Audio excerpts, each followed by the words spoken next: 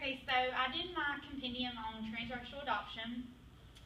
When I have a personal connection to adoption, so when I chose this topic, I was originally going to do like step parent or something more geared towards that. But then there was a situation in my hometown where a white couple adopted a black child, and it kind of sparked my interest because I think it's a topic that has a lot of stigma attached to it, and you'll see throughout this presentation that, in fact, it does, and it continues to be a controversial topic. I just want to start with the quote on top of the slide. The quickest cure for racism would be to have everyone in the country adopt a child of another race. No matter what your beliefs, when you hold a 4-day-old infant, love him and care for him, you don't see skin color. You see a little person that is very much in need of your love.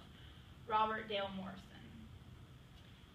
So first I'm going to start with the history. On this slideshow and in my compendium, there are a lot of historical times that focus on just adoption as a whole, but I'm just going to highlight the ones that are directly related to transracial adoption.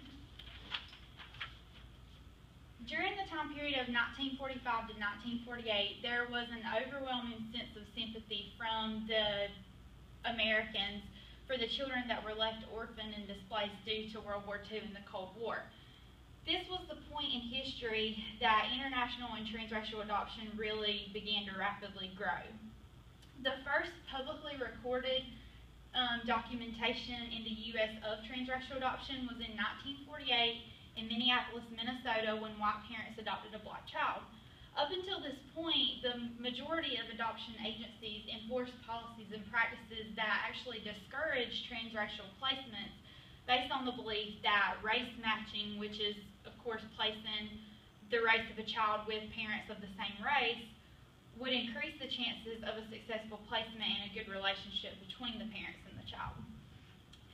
So after the increase of transracial adoptions after the Civil Rights Movement, when it was a little more understood and accepted, it wasn't until 1972 that there was a significant decline in the number of transracial adoptions, and this occurred due to the fact that the National Association of Black Social Workers considered it and publicly announced that they saw transracial adoption to be a form of racial and cultural genocide. They argued that black adoptees should be placed with black parents because they belong in a black family to develop a total sense of psychological, physical, and cultural sense of self. They argued that by placing them with white families, black adoptees are being robbed of their black heritage. This controversy continued, and because large numbers of black children were continuing to languish in foster care, Congress eventually passed the Multi-Ethnic Placement Act of 1994, which stated that race may be considered a factor in adoption placements, however, prohibits any agency or organization from delaying or denying the placement of a child on the basis of race, color, or national origin of the adoptive or foster parent of the child. So basically that said that if you do find a family that is the same race of a child, then they can adopt them. However, you can't purposely keep a child in foster care just because the adoptive family is not the same race. It can't be the sole determining factor. So then in 1996, President Clinton began to work in conjunction with the Department of Health and Human Services to create a format with guidelines to increase permanency planning efforts for children receiving services from the child welfare system. In 1997, the Adoption and Safe Families Act was implemented to provide funding for pre- and post-adoption services, authorize incentive payments and technical assistance to states to facilitate adoptions and limit the time permitted for family unification so that adoption can occur more quickly. Then in 2000, President Clinton also signed the Child Citizenship Act of 2000, stating that all children who are adopted internationally are eventually eligible to become U.S. citizens.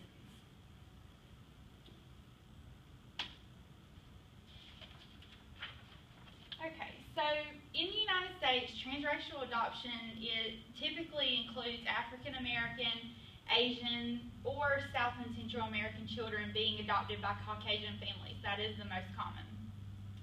As As of 2005, 61%, which is approximately 77,484 of the 999,000 children in foster care in the United States were children of color. Burrow and Finley and Bro, I guess is how you pronounce that name, they both conducted studies based on how black children, or how transracially adopted children are affected being adopted by transracial families. Burrow and Finley used a multi-measure approach. They conducted a study investigating the academic, familial, psychological, and health outcomes for 4 groups of transracial and same-race adopted adolescents.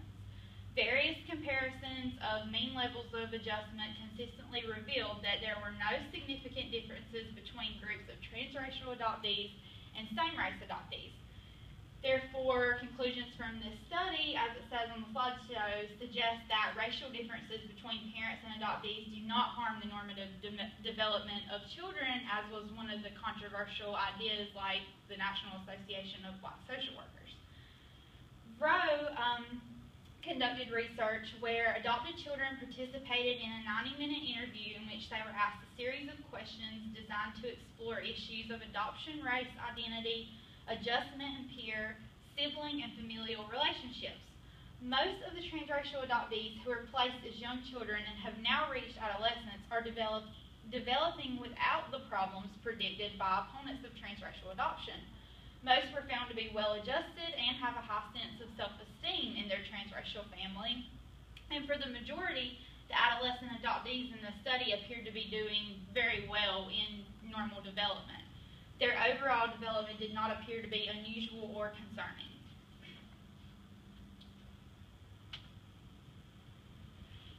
So next, I'll focus a little bit more on MEPA. That's the policy that I focus more on in the later sections of the compendium.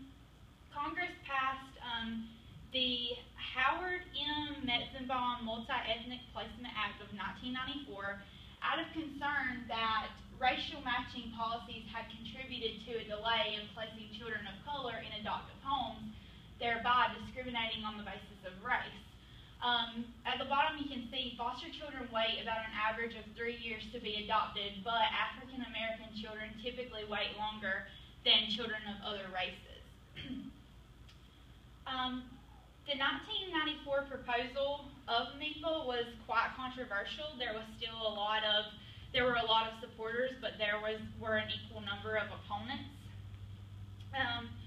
The main 3 goals of MEPA were to decrease the length of time children experience waiting to be adopted, to prevent discrimination in the placement of children on the basis of race, color, or national origin, and to identify and recruit foster and adoptive families who could meet the needs of these children.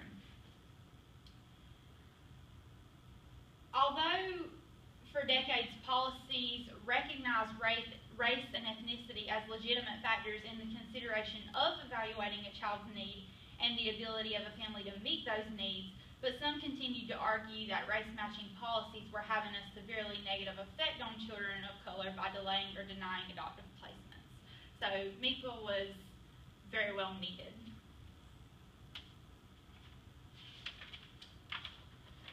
So the 2 court cases that I focused on, the first one looks really long, but Katie Lauren Reisman, formerly Baby Jane Doe, and her eventually adoptive parents, Laurel and Ben Reisman, versus the State of Tennessee Department of Human Services and a lot of employees that were involved in this case from the Department of Human Services in Tennessee. And then Aston H. and Infant in the matter of Leora F. and versus Sophia D. I'll try to briefly just go over these. In the case of Katie Lauren Reisman, in 1990, Ben and Laurel Reisman had been approved as foster parents and given temporary custody to who then was Baby Jane Doe. During their custody, they discovered that she was considered to be biracial. They wanted to adopt her, but it was obvious to them after some deliberation with the Department of Human Services that the rights and privileges of Baby Jane Doe were being denied to them simply because she was considered to be biracial. biracial, and they were both Caucasian. Ben Reisman testified that the director of the Department of Human Services in Tennessee told him that because she was a child of mixed heritage, that it was policy of the state of Tennessee to place her in a black family or possibly an interracial family if they could find one. The court concluded that the practices and procedures that the Department of Human Service officials assign a black heritage to a biracial child and place the child for adoption strictly in a black home instead of a white violates the equal protection rights of the biracial child in the class involved in this case. The court favored the opinion that the goals of the adoptive parents, Laurel and Ben Reisman, should be to provide the love and nurture that was needed. The court concluded that the Department of Human Services, the adoptive parents, regardless of race, and the adopted children should be educated and prepared to meet the child's biracial and bicultural needs. In the next court case, Aston H. in the matter of Leora F. versus Sophia D., the subject child Aston was born to Marguerite H. The natural birth mother died on December 1st, 1991 without ever being released from the hospital after the child's birth. This child had been released by the hospital to Sophia D., who applied for appointment as the guardian of the child. One day earlier, the grandmother, the maternal grandmother, filed an order to show cause for custody of the child. An estranged husband and mother-in-law sought custody and legal guardianship of the deceased wife's child by another man, as well as visitation rights for the child's half-sister. The wife's lesbian partner, with whom the child had lived and who had been granted temporary legal guardianship, also sought custody and legal guardianship. The husband and mother-in-law claimed that the mother-in-law was in a better position to meet the child's best interests as grandmother and caretaker of the child's half-sister and as being of the same race as the child. The partner, Sophia D., claimed that race and sexual orientation were not relevant, but that she was the only mother the child had ever known and formed a healthy relationship with, and that she was loving and committed. The court indicated that based on current legislation encouraging award of custody to parties of the same racial, ethnic, and cultural background was outweighed by other specifications. Sexual orientation would only be considered if it was proven to be detrimental to the child's well-being. In this proceeding, it was not proven or convinced that the race or sexual orientation of the member of this child's proposed family is relevant. Based on all of the given evidence in this case and the consideration of race, ethnicity, and culture, the court found it in the best interest of the child to grant Sophia D., who was not the same race as the child, the rights to the subject child.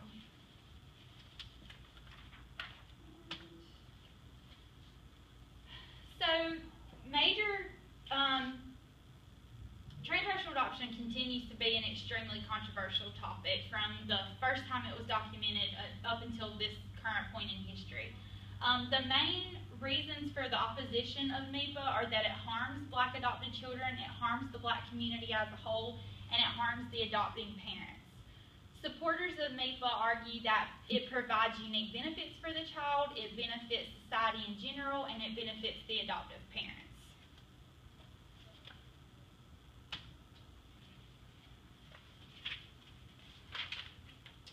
International comparison, I chose to compare the United Kingdom as a whole, which is a shockingly close comparison. I won't go into like extreme detail. There's a lot of dates up here, and you can read these. But transracial adoption has been a problem and dates back to the 1960s in Britain. Based on the same concern of the United States, that there were high numbers of minority ethnic children existing in the care system. There were projects and acts along the way, but the most recent that I focused on was in May 2012, the Queen made a speech to Parliament stating that the UK would introduce a new Children and Families Bill that will stop local authorities from delaying adoptions in the hope of finding a perfect racial match for the child if there are couples waiting to adopt.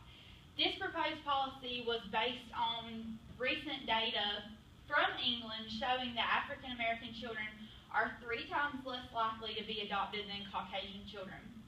Between 2008 and 2009, approximately 2,700 white children were adopted compared to only 410 mixed-race children and only 90 black children in the United Kingdom. So, social work interventions. I pointed out, and I found some of this in some studies that had been conducted, but I pointed out to ensure that racial and cultural values are thoroughly understood and held with high regard when placing children in foster care and in adoptions. Encourage members of the profession to advocate for more educational opportunities, additional efforts, clarifications, and amendments to the current policies that may need to be amended. Employ an increasing amount of African American staff. Provide training opportunities for all staff on adoptive family recruitment and retention, and train them to develop self-awareness about African American and minority families. Second, more effectively educate and network to African American adoptive families, because one of the main problems was that there are more Caucasian adoptive families than African American. So parenting strategies could be taught to prospective and even formal transracial adoptive parents through recruitment efforts, developing relationships with community resources and organizations, and providing pre- and post-placement services such as support groups, after-school tutoring, and respite services. And then lastly, reduce the overrepresentation of African American children in the foster care system as a whole. And these are my references. And that is all.